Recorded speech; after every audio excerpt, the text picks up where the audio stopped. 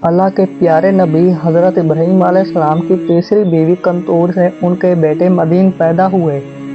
Medina अपने अहलो अयाल के साथ अपने सौतेले भाई हज़रत इस्माईल अलैहिस्सलाम के करीबी हिजाज में आबाद हो गए, जहाँ मदीन की आले औलाद को बनी मदीन या अहले मदीन पुकारा जाने लगा।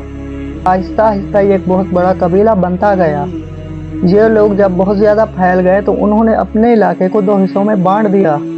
शहरी इलाके को मदीन पुकारने लगे और जबकि देहाती इलाके को ऐका कहा जाने लगा। इन्हीं लोगों को कुरान में असहाबे ऐका के नाम से पुकारा गया है। ऐका के लफ्ज़ी मानी झुंड वाले और सरसब्ज़ो शादाब झाड़ियों के हैं। यहाँ मेवा, फलों और खुशबूदार फूलों के इस कदर दरख्त थे, अगर कोई दूर से इस बस्ती को देखता तो ये मालूम होता कि जैसे ये कोई बस्ती नहीं बल्कि एक खूबसूरत सरसब्ज़ो शादाब दरख्तों का झुंड है। इसी वजह से कुरान पाक में अल्लाह ने उनके लिए ऐका का लफ्ज़ इस्तेमाल किया। जबकि इमाम इब्ने कसीर ने लिखा है, यहाँ ऐका नाम का एक दरख्त था जिसकी अहले मदीन पूजा करने लगे थे, जिसकी वजह से इनको सहाबे ऐका कहा गया है। बहरहाल मकबूल रवायात यही है, अहले मदीन और असहाबे ऐका एक ही कबीला था जो बाप की निस्बत की वजह से मदीन कहलाया और ज़मीनी और जुग्राफी हैसियत से असहाबे ऐका के लक़ब से मशहूर हुआ।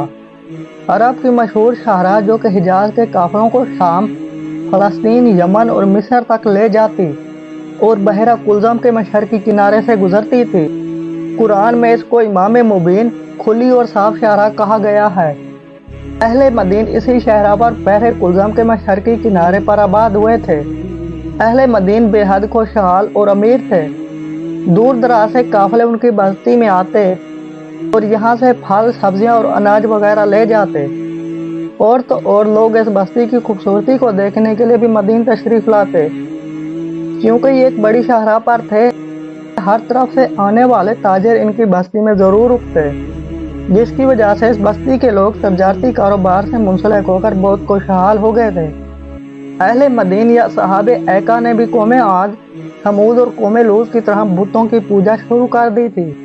बल्कि ये लोग तो इसलिए भी मशहूर हुए कि इन लोगों ने सबसे पहले दरख्त की पूजा शुरू की थी। इससे पहले सिर्फ बुतों की पूजा की जाती थी, लेकिन इन लोगों ने एक नई इबादत शुरू की जिसमें ऐका नामी दरख्त के आगे एक हर 3 महीने बाद एक खूबसूरत दोशीज़ा को ज़िबा किया जाता और उसके सारे अज़ा को अलग अलग करके दफन किया जाता। इन लोगों का मानना था, अगर ऐका दरख्त को दोशीज़ा की कुर्बानी ना दी गई तो हमारे कारोबार ख़त्म हो जाएंगे। इसके अलावा ये लोग नाप तोल में कमी करते थे, इसके लिए भी इन्होंने खास इंतज़ाम कर रखा था।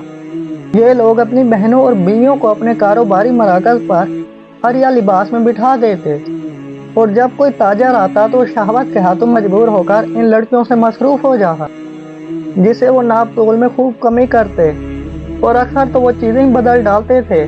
फिर अल्लाह पाक ने इनकी तरफ हज़रत शुएब अलैहिस्सलाम को मबूस फरमाया।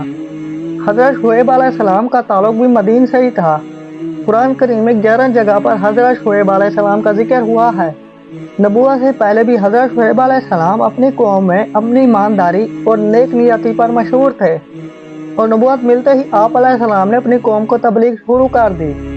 हज़रत शुएब को नबी पाक हज़रत मोहम्मद सल्लल्लाहु अलैहि वसल्लम ने खतीबुल अंबिया का लक़ब दिया है, जिसकी वजह यह थी कि जब हज़रत शुएब अलैहिस्सलाम तबलीग करते तो लोगों पर जादू सा हो जाता था। लोग काम काज छोड़कर उनकी बातें सुनते, लेकिन इसके बावजूद भी चंद गरीब लोगों के अलावा कोई भी आप पर ईमान न लाया, बल्कि लोग आपको जादूगर कहने लगे। कुरान पाक में इरशाद बारी ताला है, और मदीन की तरफ उनके हमकौम शुएब को भेजा। उन्होंने कहा, ऐ मेरी कौम, अल्लाह पाक की इबादत करो, अल्लाह के सिवा कोई मबूद नहीं, और नाप तोल में कमी ना करो। बेशक मैं तुम्हें खुशहाल देख रहा हूँ, बेशक मुझे तुम पर घेर लेने वाले दिन के अजाब का डर है। लेकिन कौम ने जवाब दिया, ऐ शुएब, क्या तुम्हारी नमाज तुम्हें हुक्म देती है कि हम अपने बाप दादाओं के खुदा को छोड़ दें या अपने माल में अपनी मर्जी के मुताबिक अमल ना करें? वाह भाई, तुम तो बड़े अक्लमंद नेक चलन हो।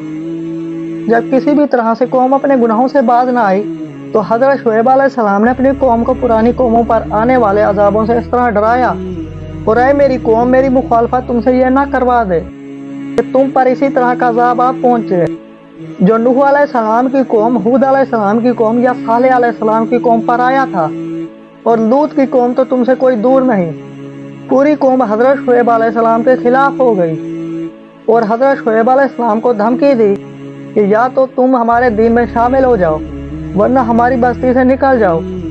हजरत शुएब अलैहिस्सलाम से कहने लगे, अगर तेरा इतना बड़ा कबीला ना होता तो हम देखते तू किस तरह हमें हमारे दीन से हटाता है, हम तुझे संसार कर देते। हजरत शुएब अलैहिस्सलाम ने देखा कि अब इनसे कोई उम्मीद नहीं और इन लोगों को मैं हर तरह से समझा चुका हूँ, तो आखिरी फैसला सुना दिया, ऐ मेरी कौम, तुम अपने तरीके पर अमल करते रहो और मैं अपने तरीके पर अमल कर रहा हूँ। थोड़े दिनों में मालूम हो जाएगा किस पर रुस्वा को अज़ाब आता है, कौन झूठा है और कौन सच्चा है। इसको अल्लाह पाक कुरान पाक में फरमाता है, ऐ हमारे रब, हम में और हमारी कौम में हक के साथ फैसला फरमा दे और तू सबसे बेहतर फैसला फरमाने वाला है। लेकिन फिर भी उस कौम ने अपने गुनाहों से तौबा ना की, बल्कि हजरत शुएब अलैहिस्सलाम से कहा, अगर तुम सच्चे हो तो हम पर आसमान का कोई टुकड़ा गिराकर हमको हलाक कर दो। इसके बाद इस कौम पर खुदावंद का कहराना अज़ाब आ गया। हदीस शरीफ में आया कि अल्लाह पाक ने उन लोगों पर जहन्नुम का एक दरवाज़ा खोल दिया जिससे पूरी आबादी में शदीद गर्मी और लू की हरारत और तपश फैल गई और बस्ती वालों का दम घुटने लगा। तो वो लोग अपने घरों में घुसने लगे और अपने ऊपर पानी का छिड़काव करने लगे, मगर पानी और साये से उन्हें कोई चैन और सुकून न मिलता था और गर्मी की तपश से उनके बदन झुलसे जा रहे थे। फिर अल्लाह पाक ने बादल का टुकड़ा भेजा जिसने इस बस्ती के एक हिस्से में छांव कर दी और इसी छांव में ठंडी हवा चलने लगी। बस फिर बस्ती के लोग अपने घरों से निकलकर उस बादल के साए में आ गए।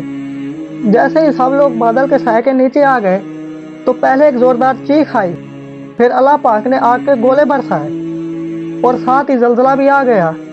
एक साथ कई अजाब इससे पहले किसी कौम पर ना आए। हजरत शुएब अलैहिस्सलाम और उनके मानने वाले इस अजाब से महफूज रहे। कौम की हलाकत के बाद हजरत शुएब अलैहिस्सलाम शिऊन के मगरब में शबाम नामी इलाके में तशरीफ ले गए। वहाँ आप अलैहिस्सलाम का इंतकाल हुआ और आप अलैहिस्सलाम का मज़ार मुबारक भी शमाम में है। दोस्तों, दरख्तों की पूजा और नात तोल में कमी की वजह से अल्लाह ने अहले मदीन को दर्दनाक अज़ाब में मुब्तला किया था और इंतहाई अफसोस के साथ कहना पड़ रहा है, आज हम मुसलमान भी नाप तोल में कमी जैसे कई गुनाह की दलदल में फंस चुके हैं। हर तरफ चोर बाजारी गर्म है। क्या आज हम अपनी लड़कियों को मॉडल बनाकर कारोबार नहीं कर रहे? अल्लाह पाक से दुआ है कि वो हमें इन सब बुराइयों से पाक कर दे और आए अल्लाह पाक हम पर वो बोझ न डाल जिसको उठाने की हमें सिकत नहीं। हमारे रिज़्क़, माल और औलाद में बरकत फरमा दे।